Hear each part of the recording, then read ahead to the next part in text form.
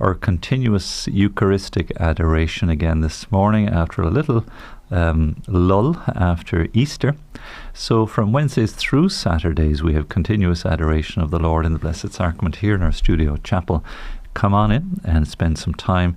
If you can, sign up, please do, and commit yourself to an hour or 2 or 3 or even an overnight slot as well. You'd be very welcome. We would love for Radio Maria to become a thriving centre of Eucharistic adoration, and not just Wednesdays through Saturdays, but maybe even perpetual adoration as well. We know it had a great swell in numbers for the Lenten season, and it certainly did augur well for future steps towards a more prolonged adoration, and ultimately, please God, we do hope continuous and perpetual Eucharistic adoration here at our Radio Maria studio.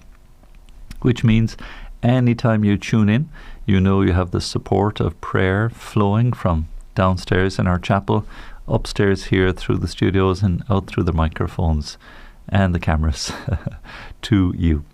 I'll be praying our usual Holy Hour of Adoration this afternoon at 5 p.m. and we'll be lifting up all your prayer intentions. A massive number of prayer intentions these last few days, and especially over the weekend, where we had 2 lovely parish visits, one to Clonmel, St. Peter and Paul's there. Father John Tracy, the parish priest, met Father Deo Gratius, a lovely priest from Uganda, who's serving there and ministering in the hospital, and attending masses there. We met and greeted many lovely people in the parish of Clonmel in the town. There's a few parishes there. The Franciscans, very sadly, have only this past year vacated Clonmel, and a great loss is at Waterford. They've gone from 2.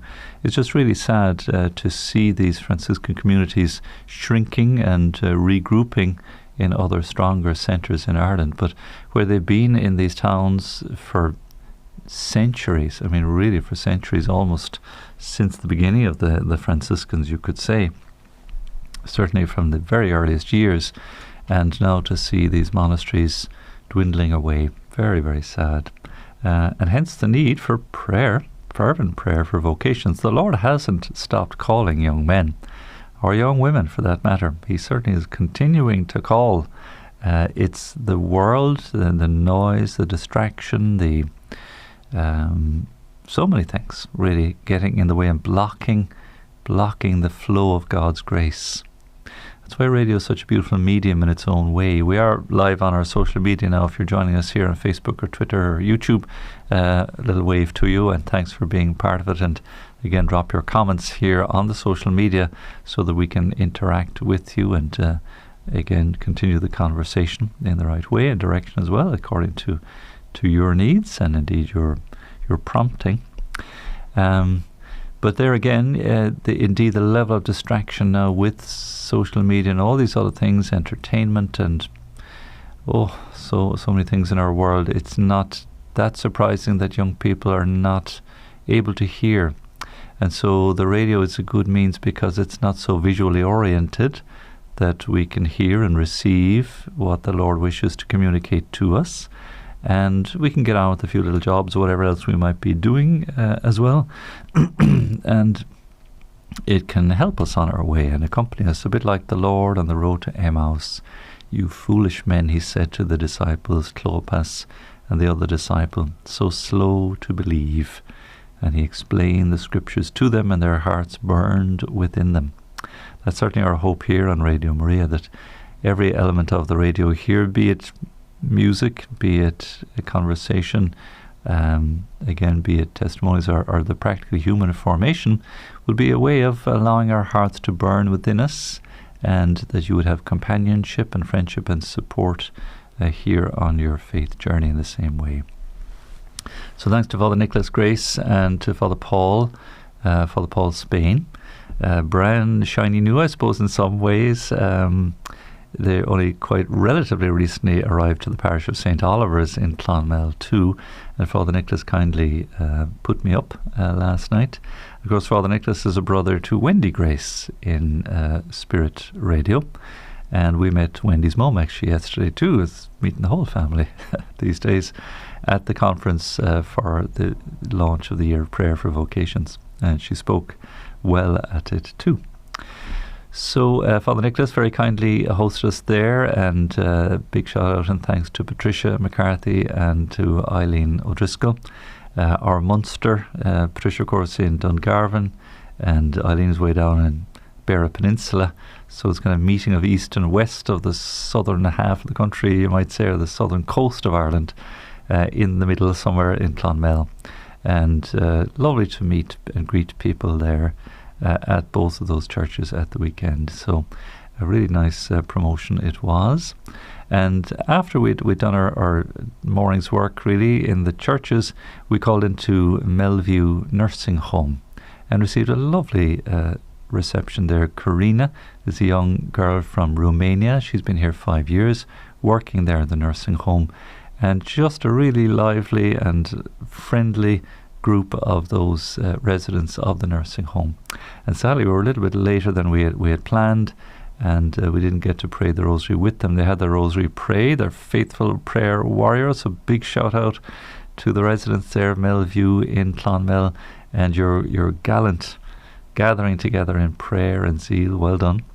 And we just had a lovely chat and shared a little bit of music. We sang a couple of songs there and sang a lovely hymn in honour of Our Lady and gave them a prayer and a blessing too. So we really just had a lovely chat explaining about the radio and the work of the radio and some of the stories attached to our work here too. So big thank you to Karina and the staff there at Melview, and a big shout out and a big thank you as well to the residents of that beautiful nursing home, and well done indeed.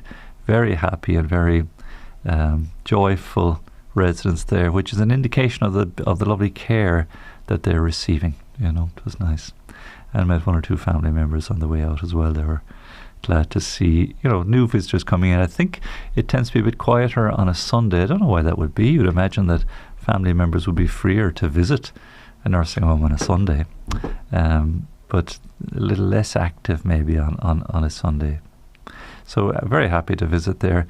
And that must be, I don't know, I've lost count now, but certainly maybe 7 or 8 as part of our parish visits, nursing homes that we've been to visit, and everywhere we've gone, we've received such a kindly welcome. It really is heartwarming and so encouraging that our elderly are receiving such great care, and indeed their spiritual needs, again, insofar as they may be open to these things. It's possible that some sadly might not be so inclined, or maybe able either, but that's okay too.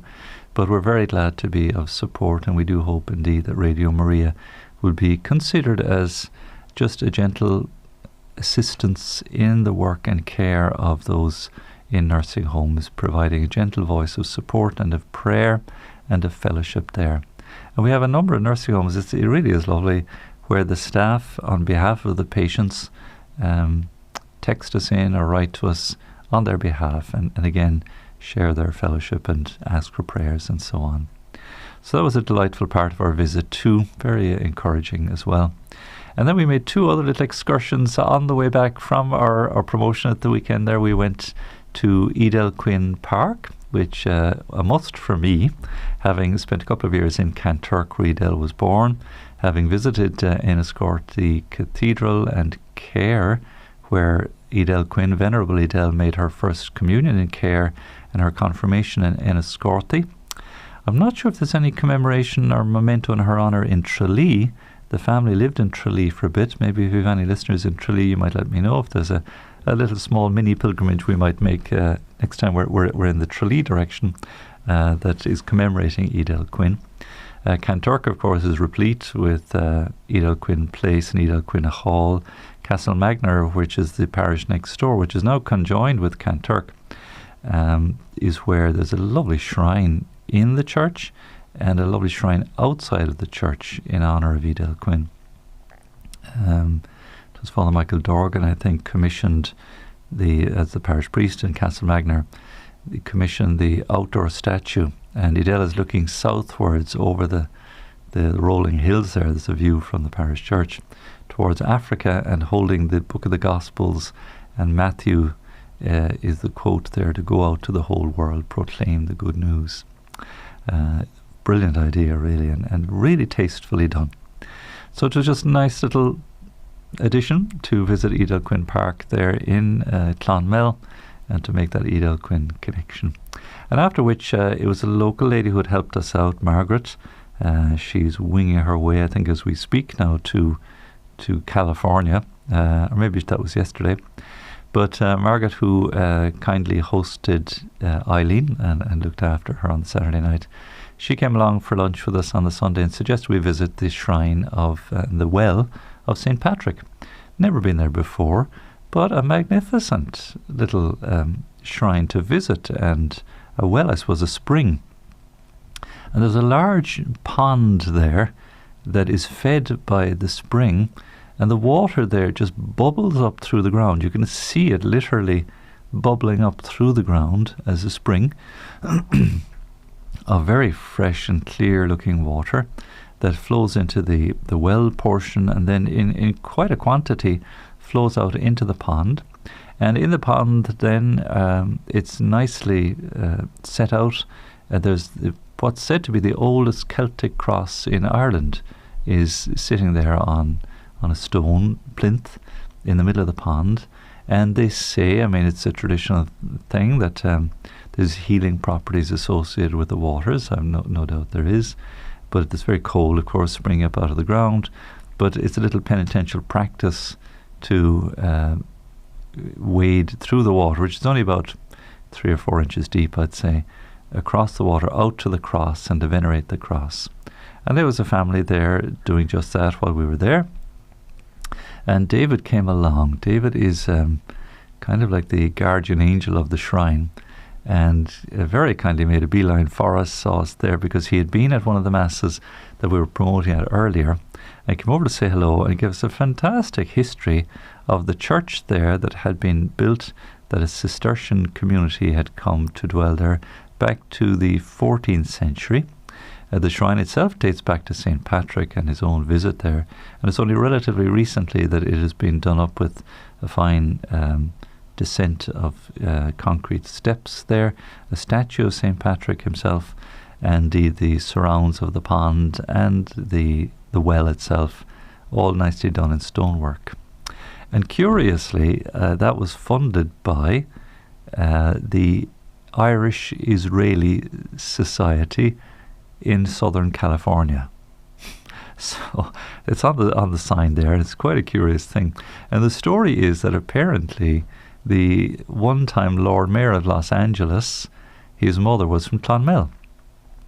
And what's that his name was now? His name won't come back to me now. It's all written down, of course, in the history. At any rate, his mother had always been speaking of St. Patrick's Well, and it was very dear to her.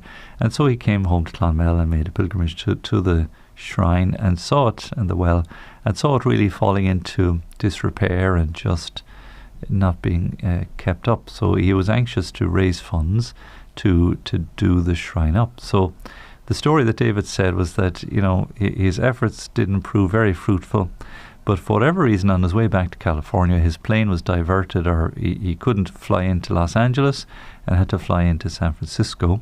And on the plane, excuse me, from San Francisco down to Los Angeles, he ended up sitting next to a wealthy Jewish man. Armand Hammer was his name. Sort of an unusual name, but easy to remember. Armand Hammer. And he told the story, and this must have been a very benevolent, kind man. I'm not sure what links there were with the Irish at the time, but this was in the, I think the late 1950s or early 60s. And it was the case, certainly, that many Jews took refuge here in Ireland over those years, and perhaps there was good relationships built up there with the Jewish community and the Israeli community too. Again, I'm not sure, because it's way back in time, or, you know, it's a good while ago. It's probably in living memory for some. At any rate, this conversation that this man struck up with him bore fruit, because this man said, we'll fund and we'll provide the funds. So in the late 50s, I think in the 60s, sufficient funds were supplied. He just wrote out a check on the spot, and the shrine was redone. And it's actually a lovely, lovely place to visit. And it's only just off the main road, little ways outside Clonmel, on the road from Clonmel to Cahir. and it's well signposted, so only a few hundred yards really off the main road, and just a lovely spot. It dips down into, I suppose it's a limestone. I don't suppose it was ever a quarry, but it has that sort of feel to it. And just a very wide open pond, and you see the water bubbling up to the surface. And it looks, we didn't drink any of it. I should have had something there. I should have tried it. It looks, eminently well filtered, because it's, of course, coming through the limestone aquifer that's beneath.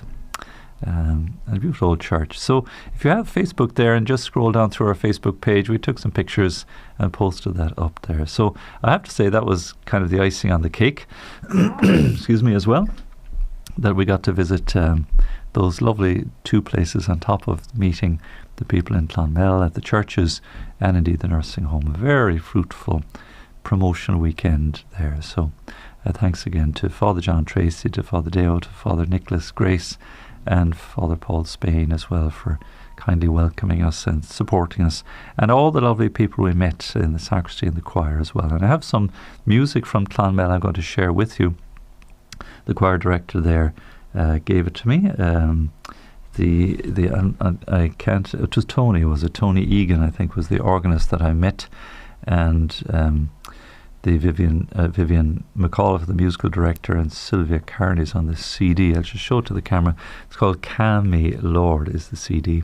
So just as our musical break a little bit later, I'll feature that as well. So a lovely moment, and well done to them. They were raising money, of course, for the church in aid of the renovation fund for St. Peter and Paul Church there, which is a very beautiful church, very ornate. Again, have a look at the images on Facebook. You'll see it's got a beautiful altar to Our Lady as well.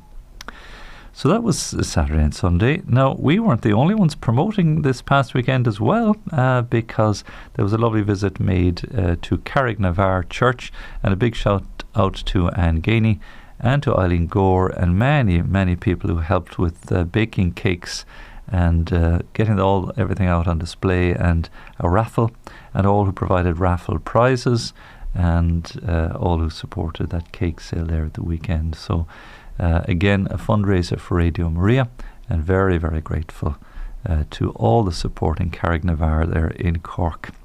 So well done to Anne and to Eileen and all involved.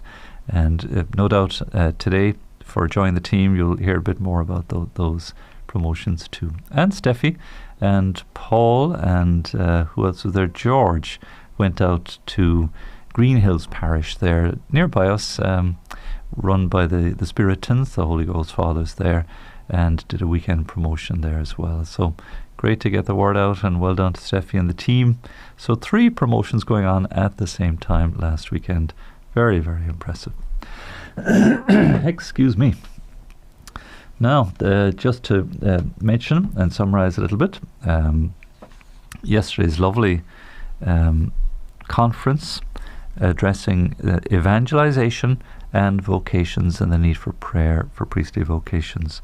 There was Archbishop Fisichella, Rino Fisichella, who came to visit and speak, and he gave a powerful testimony. And excuse me, and encouraging us in the way of vocations. As his talk was a meditation really on Mark's Gospel and the large catch of fish, and how the Lord called the apostles from their careers to come and be fishers of men. And he did decry the culture in which we now live in, that of the mobile phone and digital technology. And he said that excuse me, I'll just take a drink because I'm being attacked again, my voice. And he was saying how this is like a culture now. It's a world in which the younger generation are living in, and which we, indeed, as older people are drawn into as well. But we have the best of both worlds, having grown up without these gadgets and knowing what it is to be detached from them, and knowing how, a little better perhaps, to use them as an instrument rather than as a sort of way of life. So he was just saying how important it is now for a younger generation that we are present to them through the digital means. And this is what we're doing, Radio Maria, seeking to be present to them and communicate to them, and maybe open a door in their hearts that they will hear the call of the Lord. some of the other great speakers as well. There was guest panels there too who spoke with us at shorter length.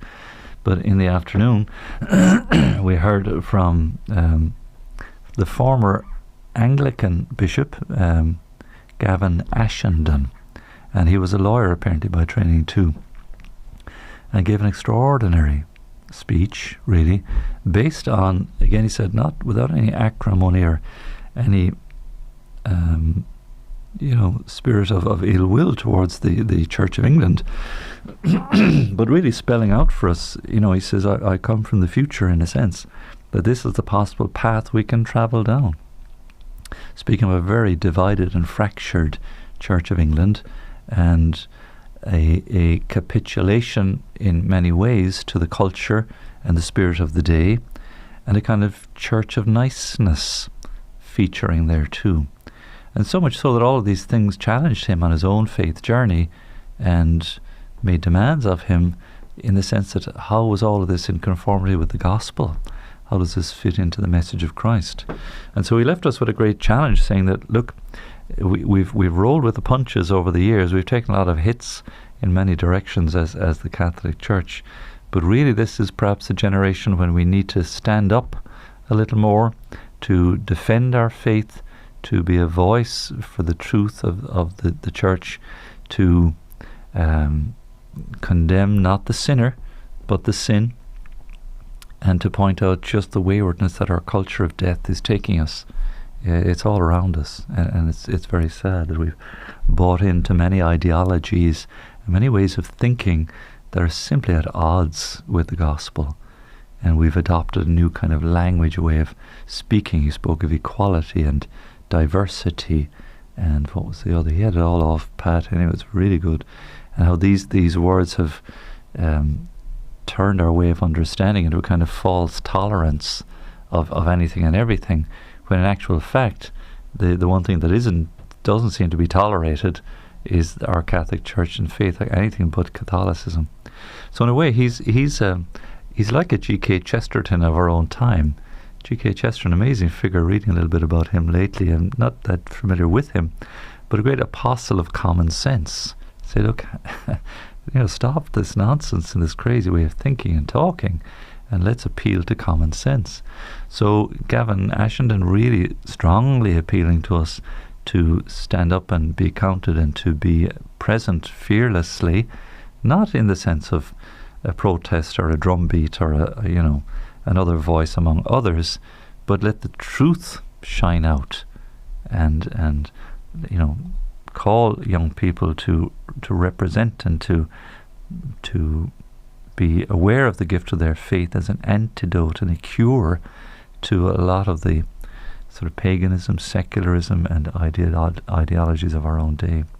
Powerful talk. I must listen to it a couple of more times, because he spoke with such clarity and such fluidity, and just a gifted communicator, really. So I do hope we'll be able to share those links with you. We got the links for the talks, and we'll put them on air for you to hear on Radio Maria as well. We'll program them in and post them up as podcasts too. So a very beautiful day, really, and very encouraging to meet so many great figures in and around Ireland who are doing such great work. Father Billy Swan was there, and met Michael Kelly, the editor of the Irish Catholic. The St. Joseph's Young Priest Society represented there, the Legion of Mary represented, the studies of the adult studies of the Catechism of the Catholic Church there too, Shalom TV. Again, it was a kind of a who's who of the world of communication. Father Pat was there as well, and his young people from Holy Family Mission represented too. Lovely to see them sitting up at the front, and nice to see some seminarians there as well, religious sisters too. Again, really very encouraging. I Catholic, of course, and Wendy Grace from Spirit as the MC for the day as well. Excuse me. So it really was just a wonderful gathering, and a great sense of energy and commitment and conviction to ask the Lord of the harvest to send labourers to his harvest. So lots of fabulous news, great things going on. Thanks be to God. And most encouraging, really. So now I'm going to take a track from Calm Me Lord, and thanks again to Tony Eamonn for giving me copies of this. I said I'd be delighted to get some new music to play here. This was produced in St. Peter and Paul's parish in Clonmel to help raise funds to help the renovation. Is there a year posted on this? I don't see a date of a year. It was a number of years back now, so well done to them, and thank God for their great conviction and support of their parish as well. So very simple, and I'm sure such CDs exist for many parishes around the country, and I'm just glad to pick these up and to add them to our playlist and to pick some selected tracks there for you. So we're just going to listen to A Wirra Water there, and we'll come back again to a lovely track called Calm Me Lord, the title track, which is a favourite of the people there themselves. But this is A Wirra Water from the CDs Calm Me Lord from St. Peter and Paul's Parish Choir in Clonmel. So please do give a call, 014 123 456. Give us a text and a WhatsApp. Send us a WhatsApp message on 089 467 2000 or email info@radiomaria.ie. So thanks for that, Nuria. We'll have a quick listen and back very shortly.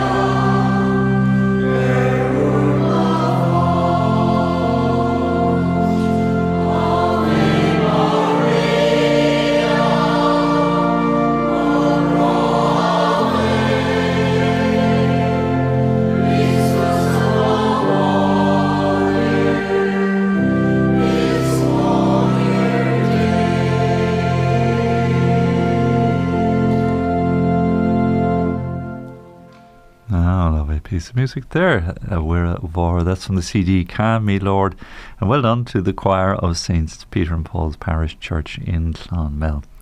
Again, if you belong to a choir, if you have a CD like that in your parish and some beautiful music like that to share, please let us know. Send it in to us. We'd be glad to feature it here. It's lovely to hear that. So well done to Tony Eamonn, the organist there.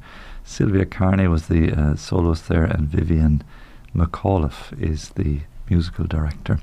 We'll feature one or two more tracks there as well, and be adding them to our playlist for you too. So well done. Very good. So Bishop Cullen speaking yesterday at that launch of the day of for the year, I suppose, of prayer for vocations, just pointing out that in his life, indeed, if we reflect perhaps for all of us, that we have known many great priests, both diocesan and religious. In fact, our faith, really, we wouldn't be professing our faith, and you think about it perhaps as well as we do, were it not for the witness of wonderful priests.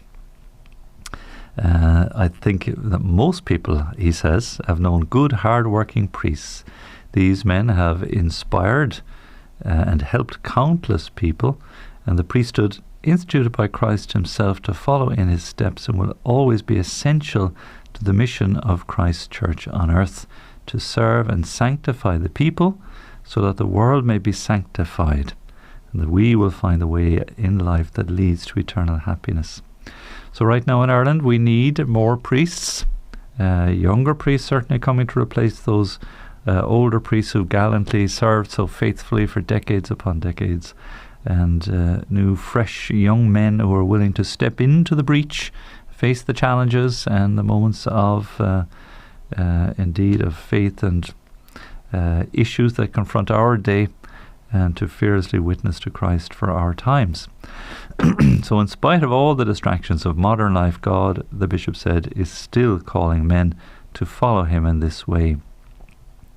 Pope Francis has written a message to us for this year of vocation, and the Holy Father encourages us to propose priesthood to the men of this generation with faith and confidence. So the bishop says he's looking forward to the whole year and all the events which are already planned, and there'll be others too, I'm sure, and just asking people all around the country and wherever this message is heard to pray throughout this year that there will be a focus on priesthood, so that seeds will be planted in young men's hearts, and this will produce a fresh crop of priestly vocations. So the World Day of Prayer for Vocations is referred to as Good Shepherd Sunday, and as we launch this year for vocation to the diocesan priesthood on the theme Take the Risk for Christ, there will be 11 a.m. Mass on RTE1 this Sunday morning, uniting us in prayer for vocations to the priesthood and indeed consecrated life and permanent diaconate. So great that through the medium of television and the internet we can pray together as we walk this synodal pathway in hope for vocations.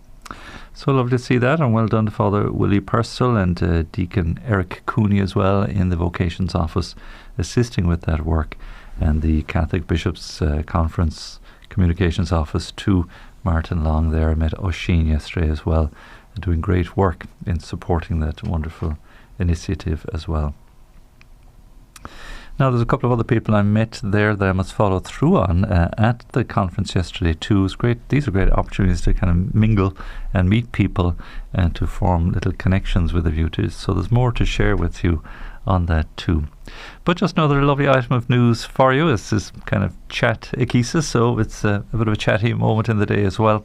But a new papal nuncio for Ireland has been appointed, and he arrived yesterday. So Archbishop Dermot Farrell went to meet him at the airport. Archbishop Dermot popped in for the Vocations conference, but had to leave then to go to the airport to meet the new papal nuncio. And he's from Argentina, and his name is Archbishop Luis Mariano Montemayor, if I'm pronouncing that correctly. And he's come from Colombia, was his last appointment, and has also served as a nuncio in the Democratic Republic of the Congo. Wow, two countries now with their own share of troubles and problems too. So he speaks fluent Spanish, Italian, French, English and Portuguese. These guys just kind of leave you in the dust really. They're very often polyglots, not the word for somebody who can speak many languages. So he was Argentinian born 1956, so he's in his late 60s now, and from the same diocese, Bishop Fonsi said yesterday, as Pope Francis. So they may well be close buddies, himself and Pope Francis too.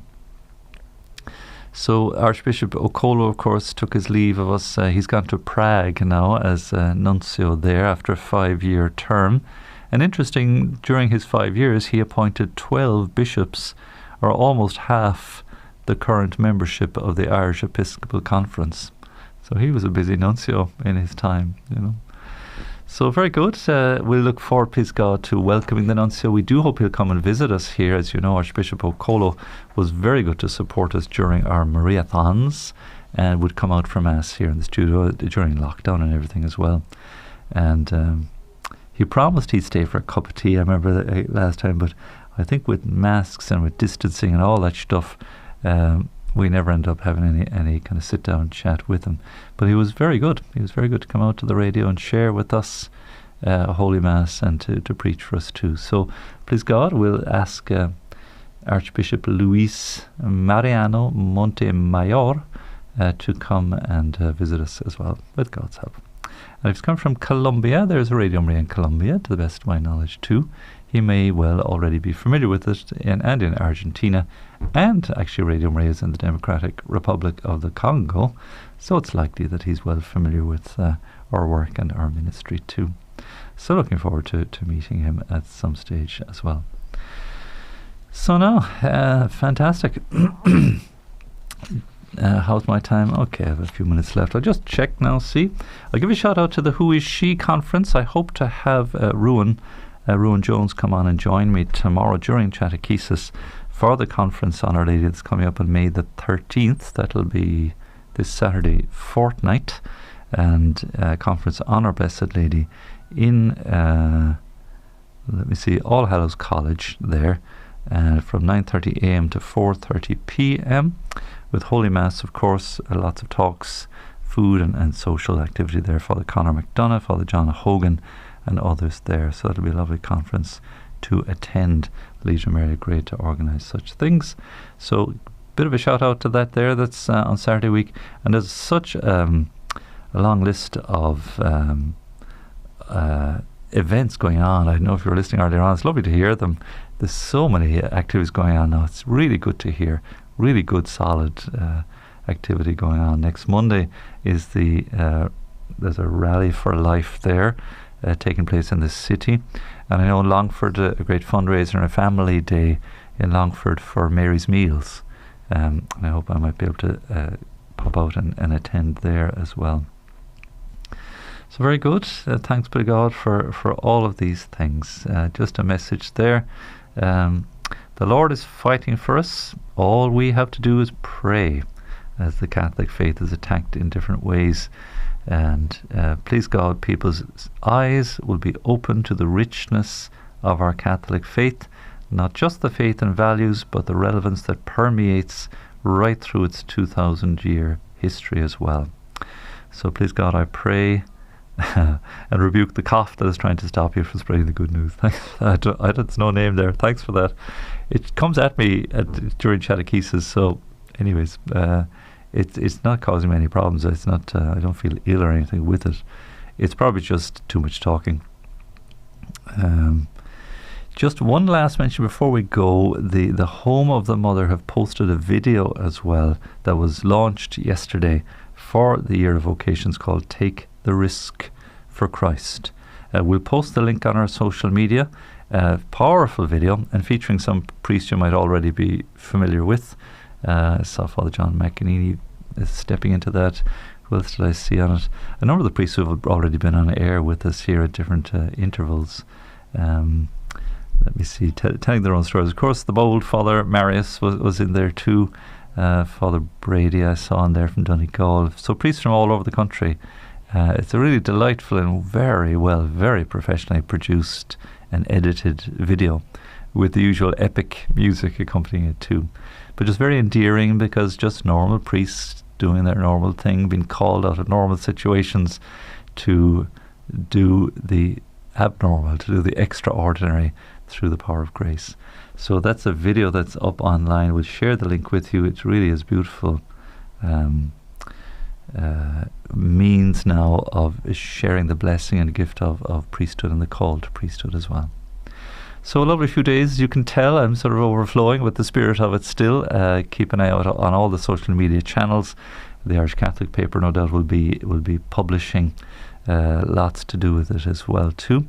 And there'll be lots more on this as we go forward, and we'll be glad to welcome guests and all involved in that work as time unfolds for this year of prayer for vocations too. Very good. Many thanks to Nuri at the mixing desk for me today, and Shane popping in and out there, keeping an eye on me too. Thank you for your company as well. May God bless and be with you as part of our wonderful journey and mission together. Signs of great hope, signs of great reason to have courage and to be assured the Lord is with us always. Now let's pause for our midday bells and our Regina Celli and our midday prayer.